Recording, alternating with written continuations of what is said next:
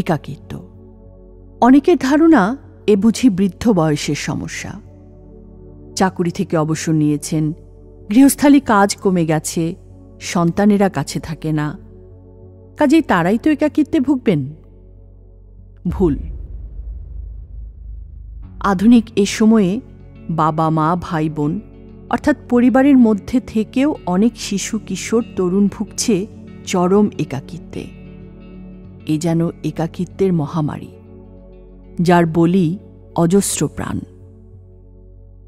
1 June 2022 16তলা ভবনের ছাদ থেকে লাফ দিয়ে আত্মহত্যা করে ঢাকা বিশ্ববিদ্যালয়ের এক মেধাবী শিক্ষার্থী।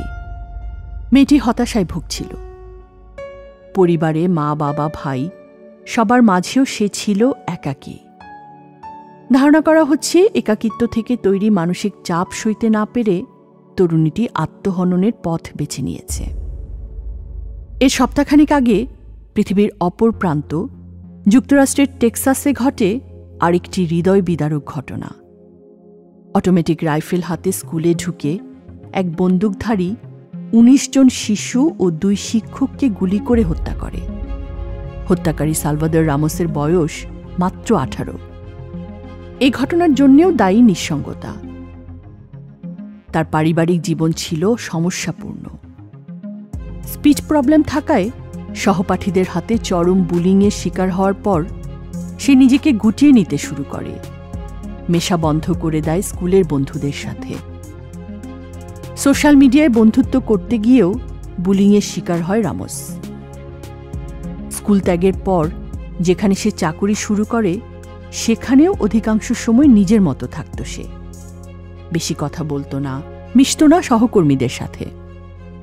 পারিবারিক সমস্যা ও বুলিং তাকে নিঃসঙ্গ, বেপরোয়া ও প্রতিহিংসা পরায়ণ করে তোলে, যার খেসারত দিতে হয় 21টি তাজা প্রাণকে।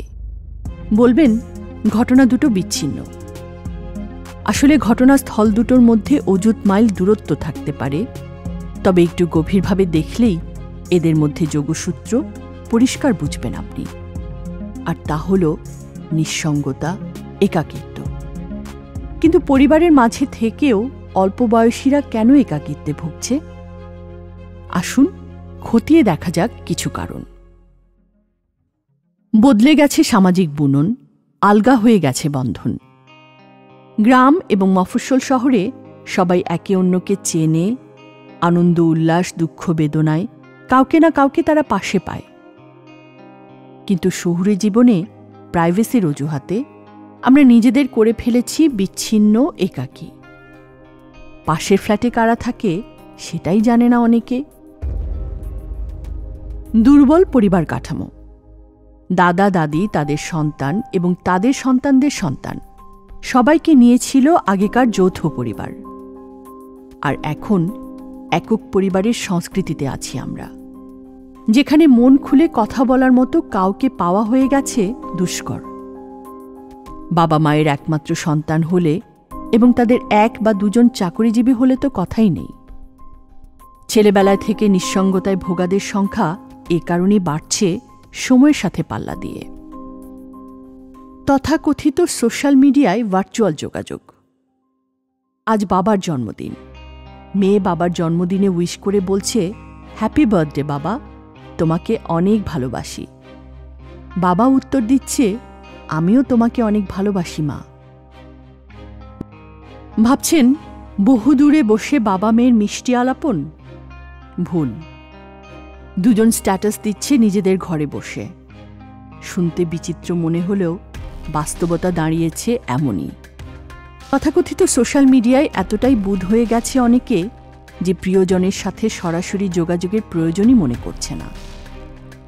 বায়বীয় সংযোগ যেহেতু মমতার পরশ দিতে পারে না, তাই এই মানুষগুলো হয়ে পড়ছে বিচ্ছিন্ন, একাকী, নিঃসঙ্গ। মনোযোগের অভাব। আসলে প্রতিটি সম্পর্কই মনোযোগ চায়। মনোযোগ ও মমতার অভাব বেশিরভাগ ক্ষেত্রেই আন্তঃব্যক্তিক সম্পর্ককে করে ফেলে দুর্বল। অথচ আগে বহু দূরবর্তী সম্পর্কের আত্মীয়দের ব্যাপারে যতটা মনোযোগ আমাদের ছিল, এখন তা কাছের আত্মীয়দের সাথেও নেই। স্বার্থপরতা ও আত্মকেন্দ্রিকতা তৈরি করেছে পারস্পরিক দূরত্ব, মানুষকে করেছে অসুখী, একাকী, নিঃসঙ্গ।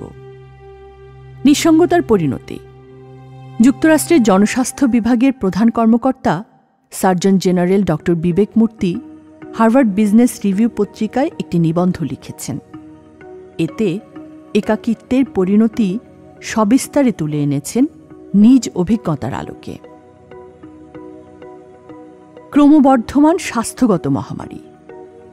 একাকিত্বকে তিনি বলেছেন গ্রোয়িং হেলথ প্যান্ডেমিক বা ক্রমবর্ধমান স্বাস্থ্যগত মহামারী। 40% বেশি মার্কিন প্রাপ্তবয়স্ক নাগরিক একাকিত্বে ভুগছে। একাকিত্বের যন্ত্রণা থেকে মুক্তি পেতে কিশোর কিশোরীরা ঝুঁকে পড়ছে সহিংসতা, ড্রাগ ও গ্যাং কালচারের দিকে। শুধু যুক্তরাষ্ট্রই নয়, এই ঝুঁকিতে আছে বিশ্বের প্রায় প্রতিটি দেশের শিশু কিশোর, এমনকি আমরাও। বাড়ায় দৈহিক ও স্নায়বিক স্ট্রেস। সৃষ্টির আদি থেকেই যূথবদ্ধতা মানুষকে রেখেছে নিরাপদ, সুরক্ষা দিয়েছে হিংস্র প্রাণীসহ পারিপার্শ্বিক নানা বিপদ আপদ থেকে। হাজার হাজার বছর ধরে একতাবদ্ধতার এই দিকটি লিপিবদ্ধ হয়ে আছে আমাদের নার্ভাস সিস্টেমে। তাই যখন আমরা নিঃসঙ্গ থাকতে শুরু করি, তখন সামাজিক যোগাযোগের অনুপস্থিতি আমাদের দেহ মনে সৃষ্টি করে স্ট্রেস, যা বাড়িয়ে দেয় স্ট্রেস হরমোন কর্টিসলের প্রবাহ। এতে শরীরের সৃষ্টি হয় এক ধরনের প্রদাহ। অসুস্থতার কারক। নানাবিধ অসুস্থতার মূলে রয়েছে এই স্ট্রেসজনিত প্রদাহ। হৃদরোগ ও ডায়াবেটিসের একটি বড় উৎস একাকিত্ব। ডিমেনশিয়া, ডিপ্রেশন ও অ্যাংজাইটির সাথেও একাকিত্ব জড়িত ওতপ্রোতভাবে।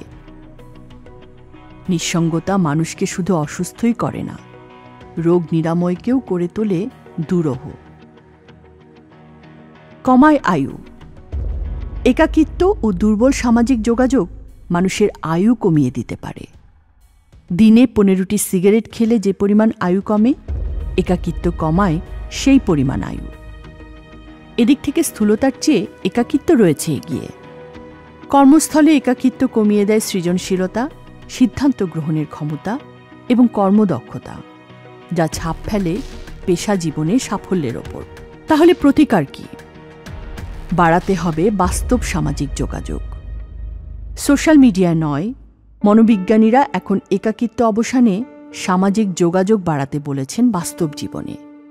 2017 সালে আমেরিকান জার্নাল অব এপিডেমিওলজিতে প্রকাশিত গবেষণা নিবন্ধে বলা হয়, ফেসবুকে একজন মানুষ যত সময় কাটাবে তত কমবে তার মানসিক প্রশান্তি।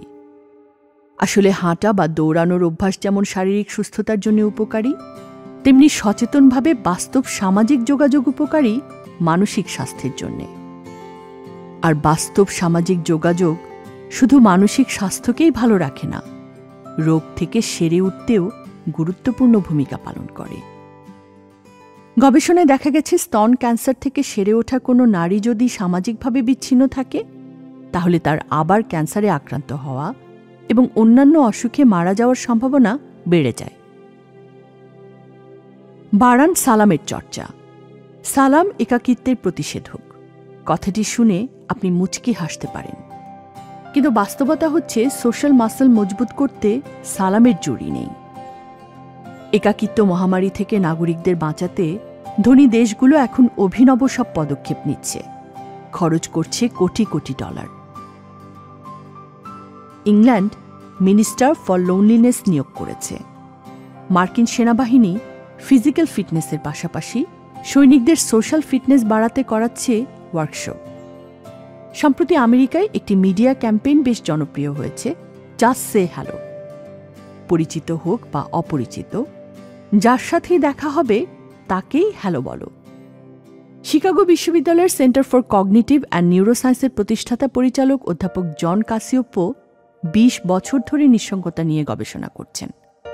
তিনি বলেন, পরিচিত অপরিচিত নির্বিশেষে হ্যালো বলার অভ্যাস তোমার সোশ্যাল মাসল বাড়াবে। এই জাস্ট সে হ্যালোর মূলে রয়েছে নবীজি সাল্লাল্লাহু আলাইহি ওয়াসাল্লামের শিক্ষা। 1400 বছর আগে তিনি বলে গেছেন, সর্বত্র সালামের প্রচলন করো, প্রথম সুযোগেই আগে সালাম দাও, তোমরা লাভ করবে শান্তি ও নিরাপত্তা।